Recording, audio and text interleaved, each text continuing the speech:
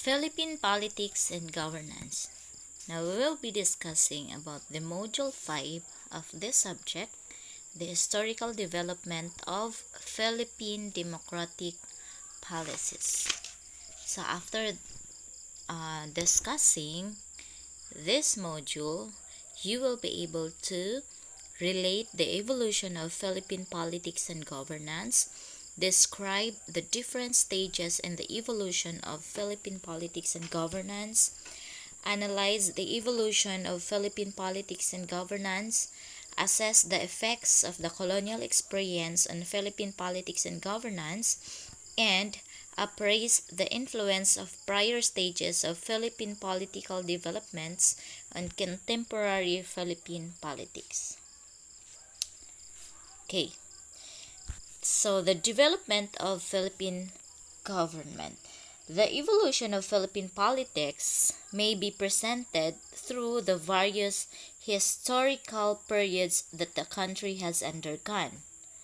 So this discussion will be divided as follows. First, we have the pre-colonial period before 1565, the Spanish period from 1565 to 1898, the Revolutionary period from 1868 to 1898, the American period from 1898 to 1941, the Japanese occupation from 1941 to 1945, the post-war era or the Third Philippine Republic from 1981 to 1986, the martial law era from 1872 to 1981, and the Fourth Republic from 1981 to 1986. And the last one is the POST-EDSA or the Fifth Republic from 1986 up to present. So we will first discuss the pre-colonial period. Even before the Spaniards arrived in the Philippines in 1521, there already existed a system of governance in pre-colonial Philippines. Back then, the Philippines was an archipelago organized into several independent and self-sufficient political units, which is called as a barangay. So barangay is an independent and self-sufficient political units exist in the Philippines even before the Spaniards arrived. Okay. This unit is headed by a chief known as the Datu. Okay. So the Datu held vast legislative, executive, and judicial power. During this period, the barangays already had a legal system too. Most of the laws which evolved based on native customs and traditions were unwritten and were passed on from one generation to the next by oral tradition. In terms of justice, a system of trial in the form of trial by ordeal, which is considered as a system of trial in the time, was administered. So a system of punishment also existed during that time. The barangay administered laws and cases were settled as well through mediation and compromise. Present also during the pre-colonial times was the system of stratification. So this system is somewhat deemed politically significant. The stratification was based on class, which included the nobility or maharlika, the freemen or the timawa, the serfs or the aliping na mamahay, and the slaves or the aliping sa gilid. The Datu belonged to the maharlika class. Women also played a pivotal role during this period as they held important positions in pre-colonial Philippine society. The pre-colonial system was already complex and sophisticated, such that foreign relations were already established as early as this period. Okay, next is the Spanish period. Ferdinand Magellan's arrival in the Philippines in 1521 became the Spanish crown's basis for the occupation of the archipelago. Thereafter, a number of expeditions were sent to formally colonize the archipelago. However, it was only during Miguel Lopez de Legazpi's conquest of the islands in 1565 did the formal establishment of a colonial government takes place. The Spanish takeover brought changes in the archipelago's governmental structure. So the Philippines was indirectly governed by the King of Spain through Mexico through the Council of Indies in Spain. When Mexico gained independence in 1821, the Philippines was directly ruled by Spain until 1898, when the country was ceded to the United States of America under the Treaty of Paris. So this Treaty of Paris of 1898 was signed by Spain and the United States on December 10, 1898. That ended the Spanish-American War and forced Spain to cede the Philippines, Guam, and Puerto Rico to the United States. In return, the United States paid $20 million for the Philippines.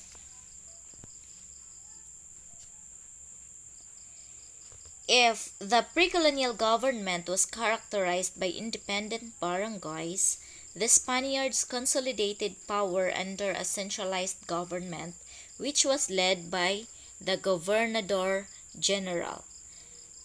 The Gobernador General is a leader under a centralized government during Spanish period who had executive, legislative, judicial, administrative, and military powers.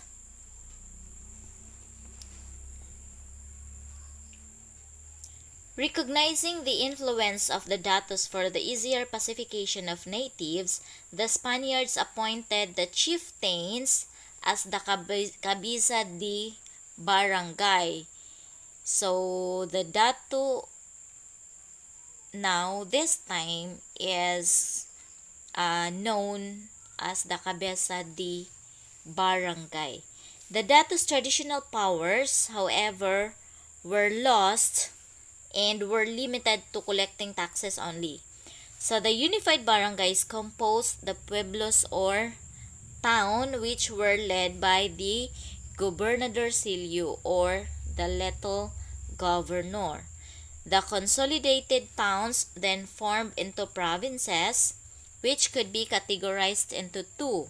We have the alcaldía, or the provinces that were fully controlled by the Spaniards headed by alcalde mayor, and the corregimiento, or the provinces that were not entirely pacified under the Spanish authority led by the corregidor.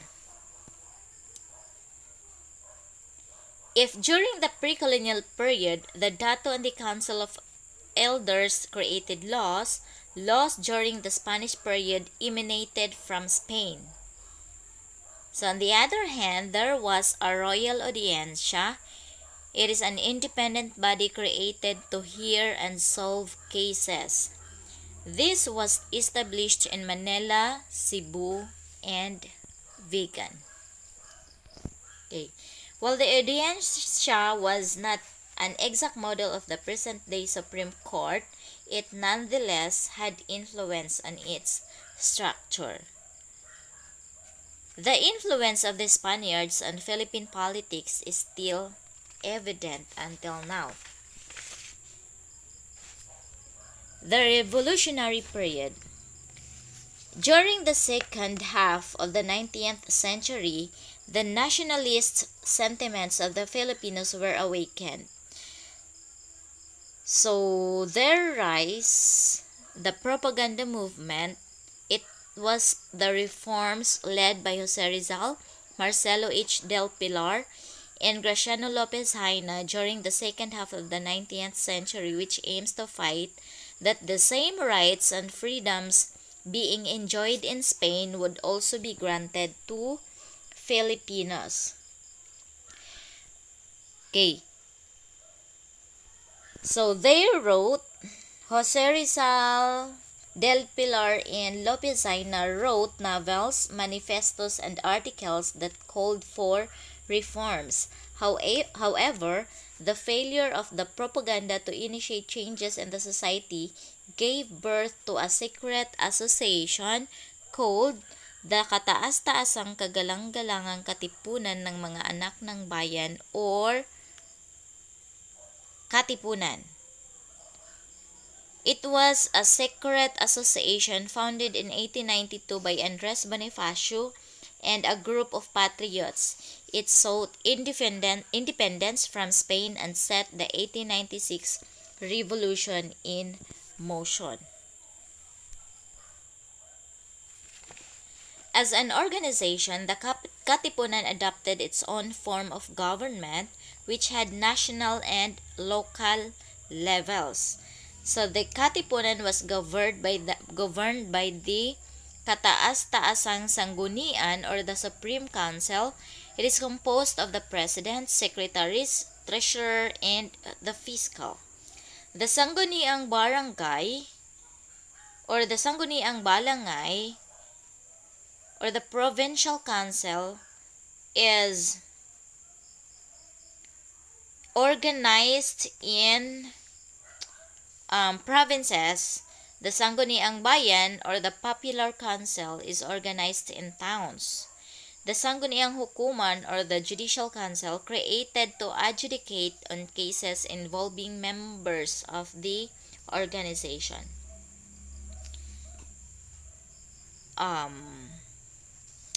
Events, however, led to the division of the Katipunan into two factions. We have the Magdalo and the Magdiwang. The Spaniards were about to make an offensive in Cavite and a unified leadership was deemed necessary. So on March 22, 1897, the Tijeros Convention was called where General Emilio Aguinaldo was elected as president. Soon after, the dictatorial government was replaced by a revolutionary government.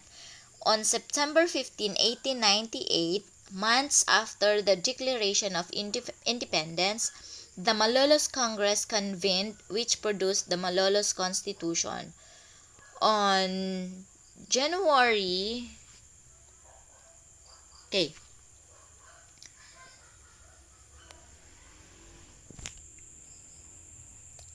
so the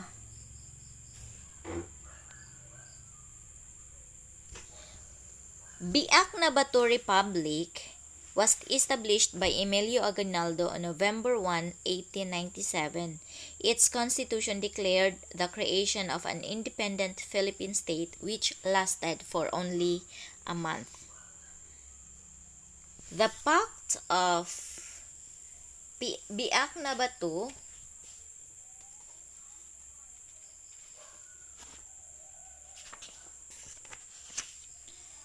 it provided for the amnesty and monetary indemnity of Aguinaldo and other revolutionaries, including the exile of the revolutionary government to Hong Kong.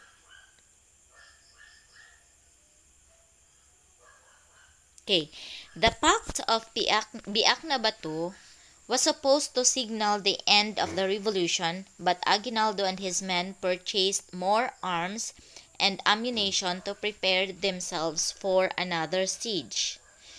On April 1898, the Spanish-American War broke out. So on May 24, 1898, Aguinaldo sailed for Cavite from Hong Kong and he established a dictatorial government. On June 12, 1898, the independence of the Philippines from Spain was declared in Cavite. So on September 15, 1898, the dictatorial government was replaced by a revolutionary government. On September 15, 1898, the Malolos Congress convened, which produced the Malolos Constitution. On January 23, 1899, the First Philippine Republic was established by Emilio Aguinaldo as its president. A Supreme Court of Justice was also created, which addressed cases. On 1901, Emilio Aguinaldo was captured by American forces, leading to the dissolution of the First Philippine Republic. Okay. The American period. The signing of the Treaty of Paris signaled the end of the Spanish-American War. The treaty involved United States payment of $20 million to Spain after the latter ceded all its imperial possessions, including Puerto Rico, Guam, and the Philippines. The American occupation of the Philippines definitely precipitated the Philippine-American War. Okay, following the capture of Emilio Aguinaldo and the defeat of revolutionary forces, the official end of the hostilities was declared in 1902.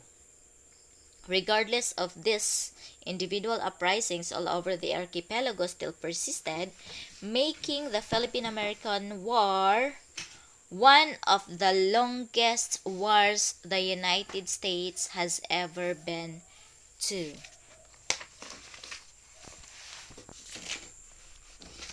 The military government was established by the United States after America's capture of Manila in 1898. The military governor administered the Philippines through the authority of the U.S. President, who was also the commander-in-chief of the U.S. Armed Forces. The military governors were General Wesley Mirret and General Elwell Otis and Major General Arthur MacArthur. The military government during the American period was led by a military governor who exercised all powers of the government. The military governor administered the Philippines through the authority of the U.S. President, who was also the commander-in-chief of the U.S. Armed Forces. So these are the three military governors, General Mirret, General Otis, and General MacArthur. The Spooner Amendment eventually ended the military regime. It is where a civilian governor replaced the military governor. The American established the insular government of the Philippine Islands under the authority of the Bureau of Insular Affairs, a division which oversaw the civil affairs of some U.S. foreign territories. William H. Taft, in office from 1901 to 1904, became the first civil governor of the Philippines.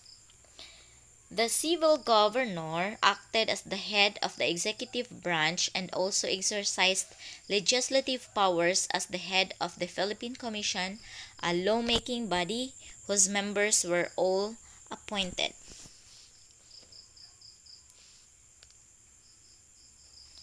In 1902, the Philippine Organic Act or Cooper Act was enacted, which provided for the creation of a Philippine legislature. The legislature would be bicameral, with the all-appointed Philippine Commission as the upper house, and the Philippine Assembly, whose members were to be elected as the lower house. In 1907, the first nationwide election was held and the Philippine legislature held its first session.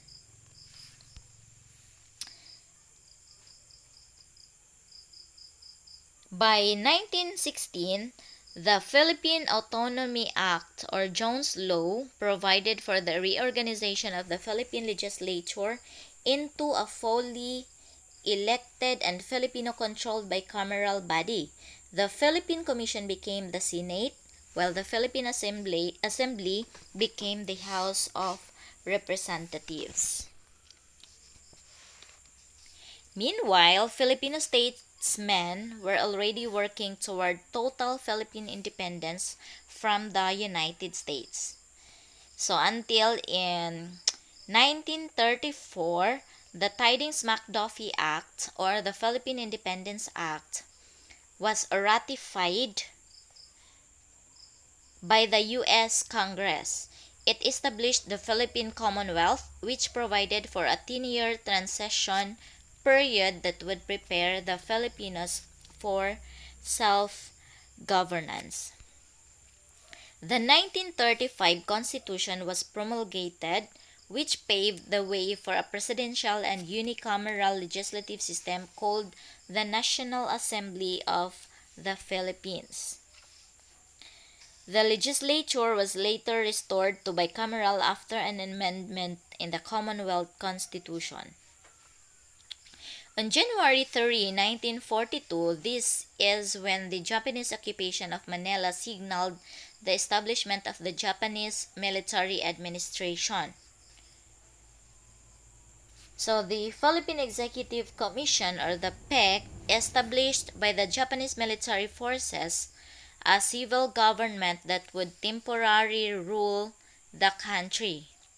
The Philippine Executive Commission or PEC also was composed of Filipinos with George B. Vargas as its chairman. While this commission exercised legislative and executive powers, everything was subject to approval by the Commander-in-Chief of the Japanese forces.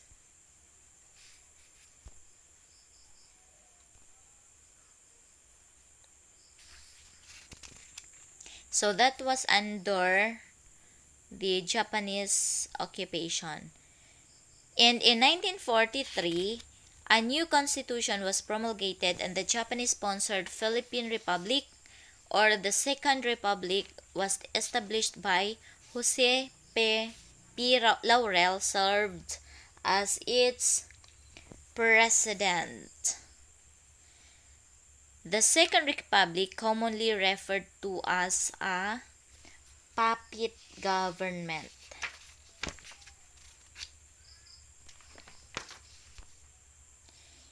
On 1944, the return of General Douglas MacArthur to the Philippines and the eventual defeat of the Japanese forces, which to the re-establishment of the Commonwealth government was established. And the 1935 Constitution again became the highest law of the land. Meanwhile, Manila suffered as the second most devastated city after the Second World War, next to the city of Warsaw in Poland. By July 5, 1945, MacArthur announced the liberation of the Philippines. The re-establishment of the government under Osmania saw enormous problems: the devastation by war, destruction of the company, political warfare, and the guerrilla violence. Thus, the primary problem during this period was the reconstruction of the country and the government. The post-war era. As what has been mentioned earlier, the Tidings-McDuffie Act granted independence to the Philippines after the 10-year transition period. This happened on July 4, 1946. So during this time also, the Third Republic was also inaugurated on this day. The 1935 Constitution provided for a presidential and unitary system wherein the president will be directly elected by the people and will serve 4 years with a maximum of 2 terms. There was also a bicameral legislature composed of the Senate and the House of Representatives, whose members are also directly elected by the people. The 1935 Constitution is an independent judicial body composed of the Supreme Court, and the lower courts was also created. The presidents of the Third Republic So these are the presidents under the Third Republic. We have Manuel Rojas from 1946 to 1948. So he was the first president of the Third Republic. Next is Elpidio Quirino from 1948 to 1953. Then we have Ramon Magsaysay from 1953 to 1957. And we have Carlos P. Garcia from 1957 to 1961. Then we have Diosdado Macapagal from 1961 to 1965 and Ferdinand Marcos from 1965 to 1969, which was his first term. Then followed by the martial law era in the Fourth Republic. In 1965, Ferdinand Marcos was elected to the presidency and his administration was characterized by an increased agricultural productivity, massive infrastructure development, and a defining diplomatic policy. In 1969, Ferdinand Marcos ran for re-election and succeeded, making him the only president under the 1935 Constitution to be elected for the second term. This is when the country was undergoing worsening economic condition, deteriorating peace and order, social discontent, and a growing communist insurgency. So to save the republic from this turmoil and to reform the society, Marcos on September 23, 1972 announced on nationwide radio and television that he was placing the entire country under martial law to save the republic from the turmoil and to reform the society. During the martial law, the political rights and civil liberties of the people as well as their human rights were suppressed.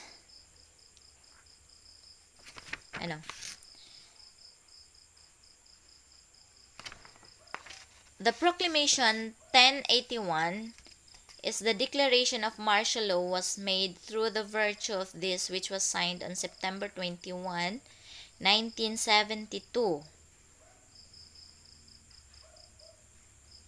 Then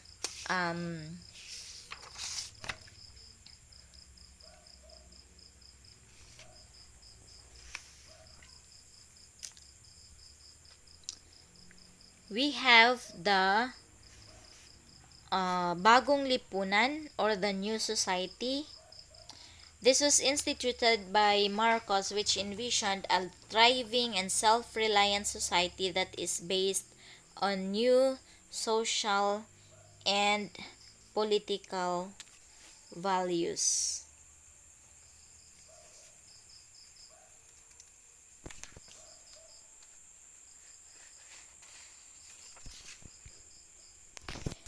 The 1973 Constitution. So it was provided by the Philippines that the Philippines will have a modified parliamentary form of government. The president will serve as a ceremonial head of state. Okay. So here are the functions of the president under the 1973 Constitution. First, he will be the one to address the National Assembly at the opening of its regular session. Then, he will be the one to proclaim the election of Prime Minister. The President also dissolved the National Assembly and called for a general election. And he also appointed all officers and employees in accordance with the Civil Service Law. On 1976, the 1973 Constitution was amended. So instead of having an election for the National Assembly, an interim batasang pambansa would be established composed of the incumbent president, the current regional and sectoral representatives, and the members of the cabinet. The interim batasang pambansa would have the same power as that of the national government or the National Assembly. The third item in the 1976 amendments allowed Marcos to be the president and the prime minister at the same time. He shall continue to exercise all his powers even after the interim Batasang Pambansa is organized and ready to discharge its functions. Likewise, he shall continue to exercise his powers and prerogatives under the 1935 Constitution and the powers vested on the President and the Prime Minister under this Constitution. Ultimately, Marcos' legislative powers were solidified as the sixth item allowed him to issue the necessary decrees, orders, or letters of instructions which shall form part of the law of the land if the interim Batasang Pambansa or the regular National Assembly fails to address matters deemed requiring immediate action by the President Prime Minister. So in 1981, the Constitution was again amended. With these changes, Marcos was able to stay in the presidency longer and exercise greater powers. During the martial law, the dictator held all governmental powers, relying on the military force, coercion, and violence to exercise authority. The political rights and civil liberties of the people, as well as their human rights, were suppressed and violated. So, the suspension of the writ of habeas corpus led to the arrest and detention of any person without proper court proceeding. There were also cases of human rights abuses among those who were vocal against the regime. In 1981, Marcos lifted martial law but continued to exercise his dictatorial powers. So it was during the EDSA People Power, a non-violent uprising which ousted Marcos and ended his dictatorial rule. Okay, so the post-EDSA period.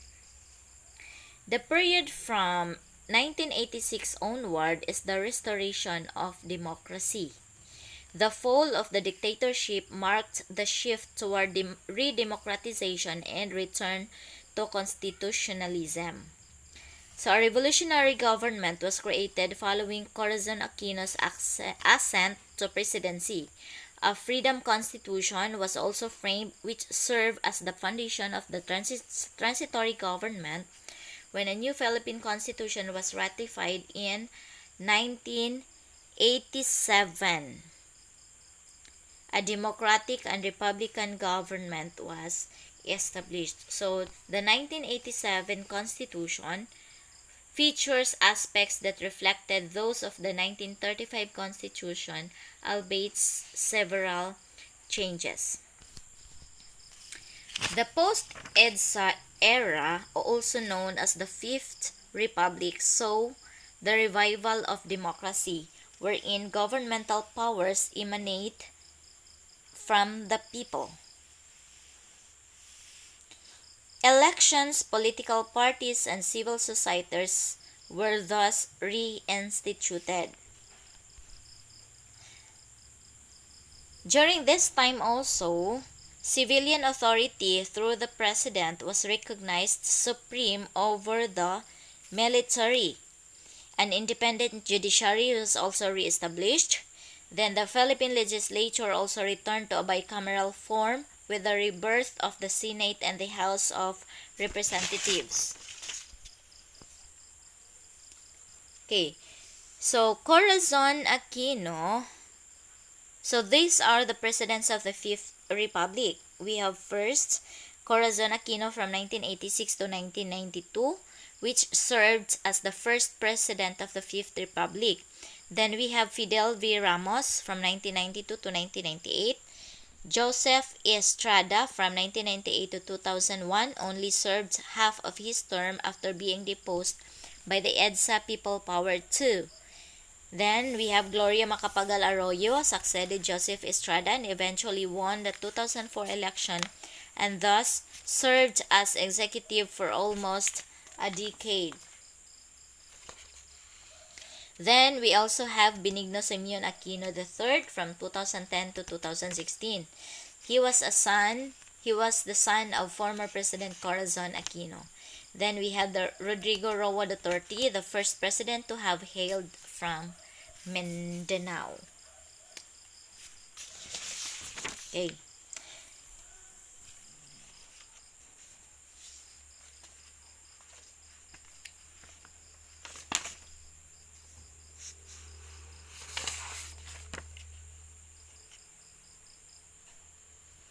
The ideals of the current 1987 Philippine Constitution reflect those established during the American period. And that's all about the